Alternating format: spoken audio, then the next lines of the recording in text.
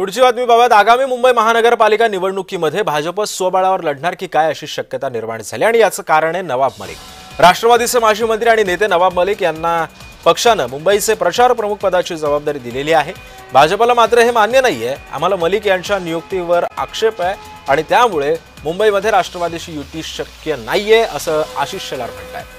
दरम्यान राष्ट्रवादीचे नेते देखील आपल्या भूमिकेवर ठाम आहेत। कोण काय बोलते याकडे आम्ही लक्ष देत नाहीत अशा शब्दांमध्ये प्रफुल्ल पटेल यांनी शेलारांवर टीका केली आहे।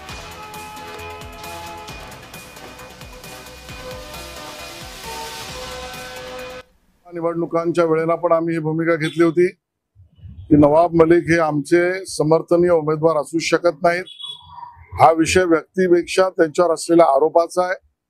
हा विषय त्यांच्या पक्षाचं नेतृत्व नवाब मलिक यांच्याकडे असेल तर त्यांच्यावर असलेले आरोप हसीना पारकर आणि अशा सगळ्या आरोपांच्या संदर्भामध्ये भारतीय जनता पक्ष तडजोड करू शकत नाही।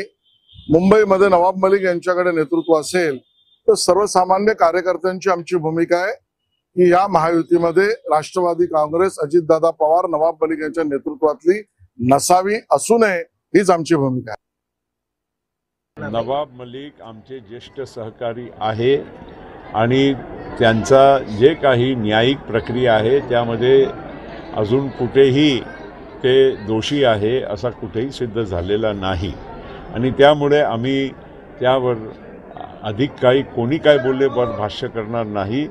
नवाब मलिक एक ज्येष्ठ नेते राष्ट्रवादी काँग्रेस पक्षाचे आहे आणि त्यांना योग्य मुंबईची जबाबदारी दिली गेली।